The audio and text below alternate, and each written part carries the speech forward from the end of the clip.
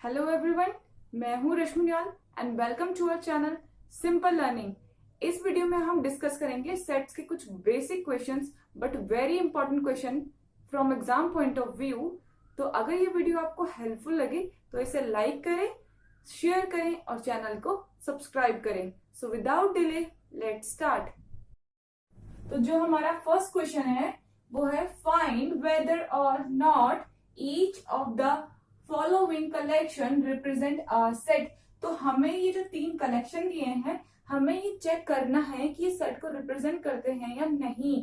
तो सबसे पहला वाला चेक करते हैं, the collection of good student in your school. तो क्या ये कलेक्शन सेट को रिप्रेजेंट करता है? नहीं, क्योंकि ये क्या है, ये कलेक्शन वेल डिफाइंड नहीं है। क्योंकि गुड स्टूडेंट की डेफिनेशन हर किसी के हिसाब से डिफरेंट होती है।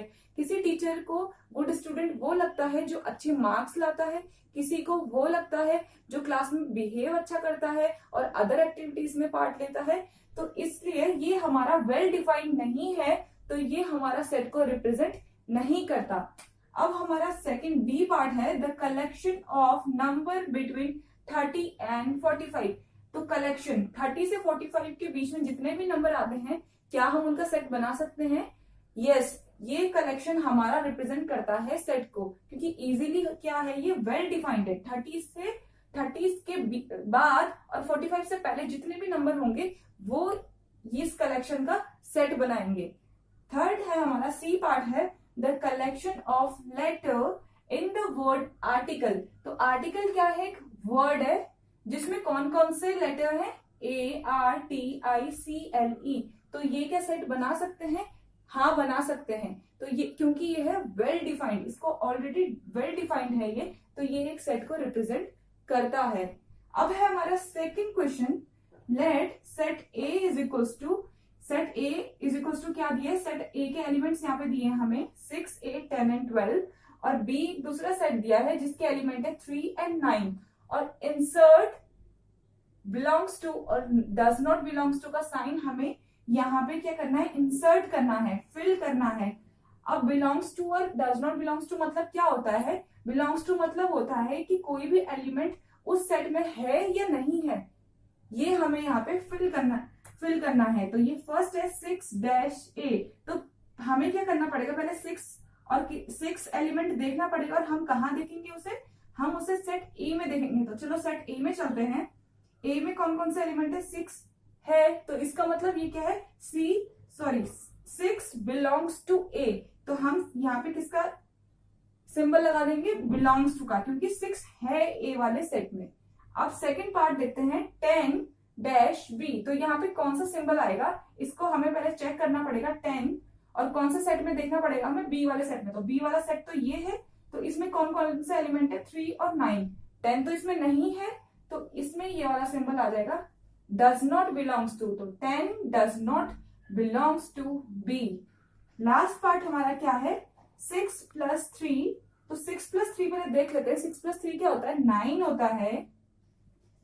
तो 9 क्या, अब 9 को कौन से वाले सेट में चेक करना है हमें? B वाले में। तो B वाले में जाएंगे, तो B में 9 हमारा है, तो इसका मतलब है 9 बिलोंग्स टू B।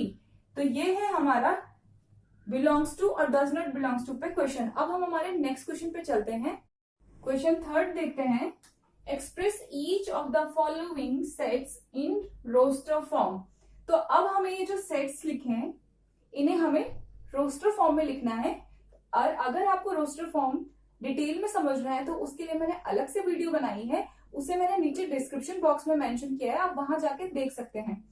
तो फर्स्ट पार्ट देख लेते हैं, set of odd whole number between 15 and 27।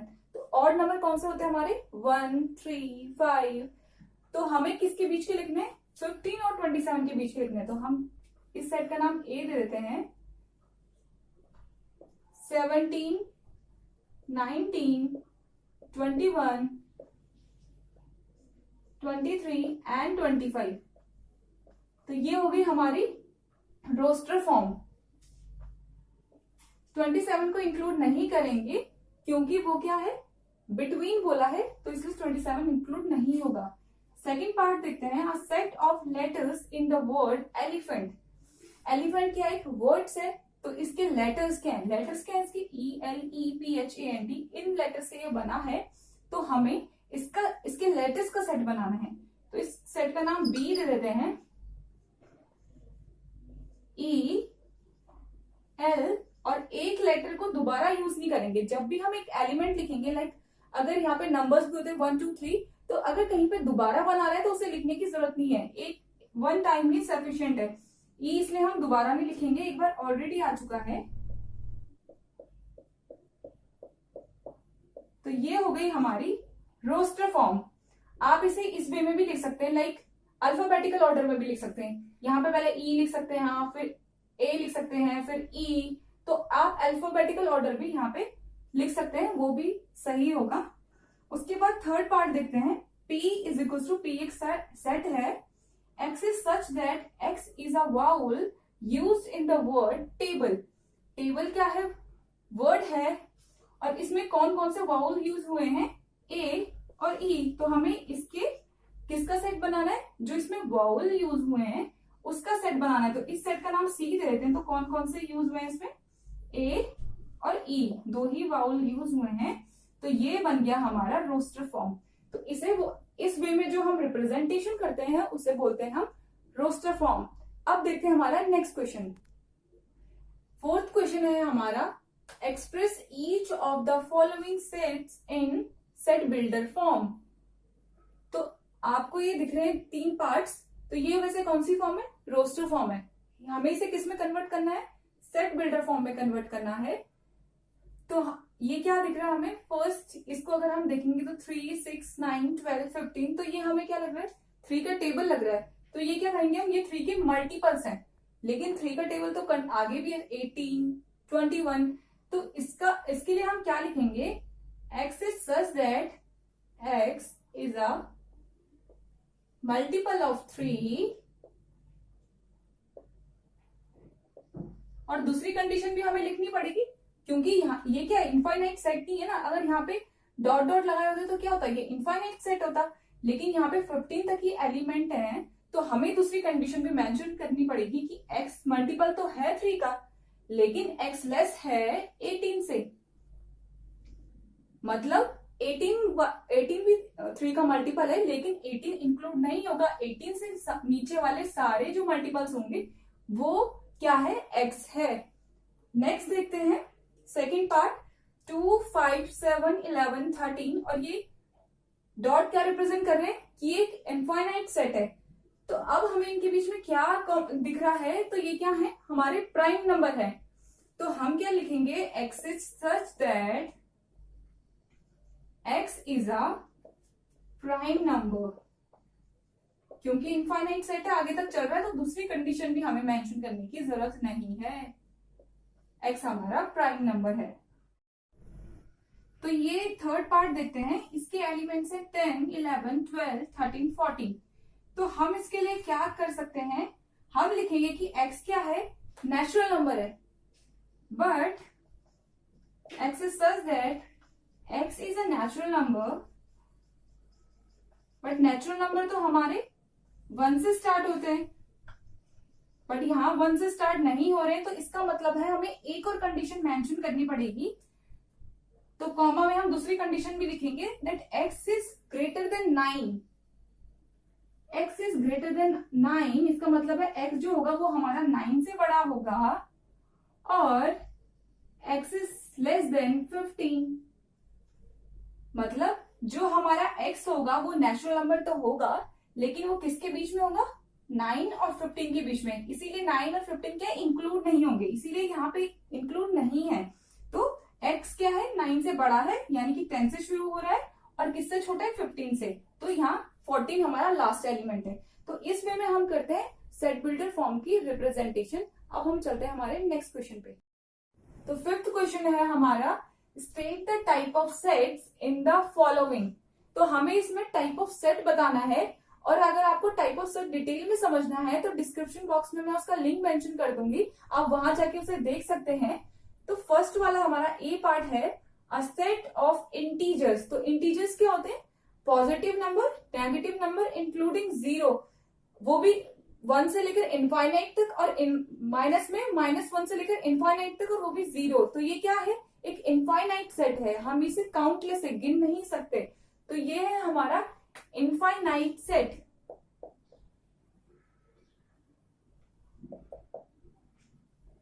Second वाला पार्ट देखते हैं, a set of tigers in your class. तो क्या आपकी क्लास में टाइगर्स हैं?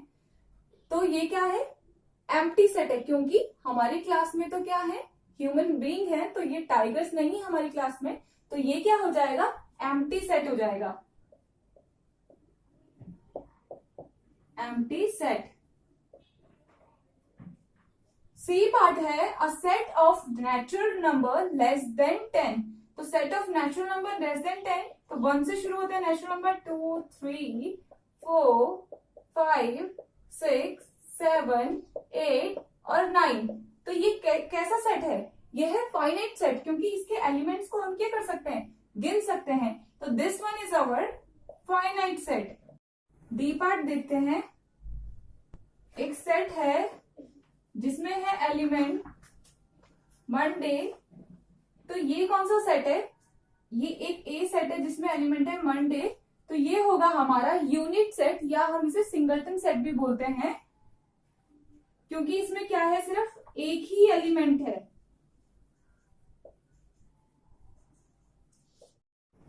ई पार्ट देखते हैं, ये एक सेट की बना जिसके एलिमेंट है 0, 1, 2, 6, 8 और दूसरा सेट है जिसके एलिमेंट है 3, 4, 5।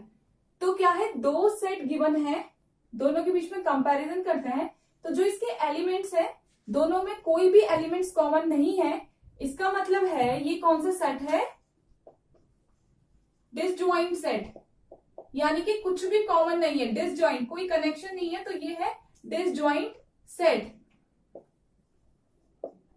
नेक्स्ट देखते हैं, एफ पार्ट, ए सेट है जिसमें है days of the week starting with letter S.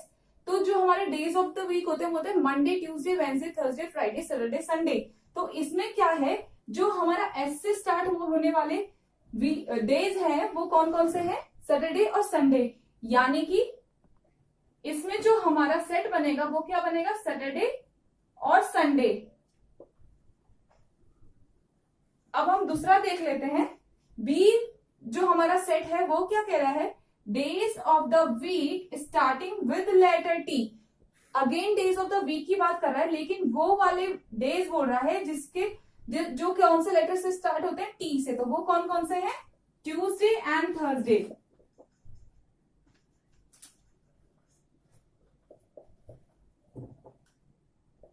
तो ये कौन सा सेट है, ये जो हमारा सेट है इसमें हम देख रहे हैं यहाँ पे सैटरडे संडे है और यहाँ पे क्या है, ट्यूसडे थर्सडे। तो यहाँ पे भी दो एलिमेंट है और यहाँ पे भी दो एलिमेंट है, यानी कि एन ए जो है हमारा number of elements in set A वो है 2 and number of elements in set B is also 2। तो इससे हम क्या कहेंगे कि जो ए और बी है हमारे वो क्या है, इक्विवेलेंट सेट है। ये हमारे ए और बी इक्विवेलेंट सेट है। यहाँ पे आप इक्विवेलेंट सेट आप ऐसे लिख सकते हैं, A and B are equivalent set. Last part देखते हैं हम अपना, एक सेट है ए जिसके एलिमेंट है 6, 7 और दूसरा सेट है बी जिसके एलिमेंट है 6, 7। अब हमें क्या दिख रहा है कि इन दोनों के एलिमेंट्स क्या हैं, कॉमन है, एक जैसे हैं। तो ये दोनों सेट क्या होंगे, इक्वल सेट। तो हम क्या लिखेंगे, A and B are equal set. So we discussed 5 questions and these questions are very important from examination point of view. I hope this video will be helpful for you. Thank you.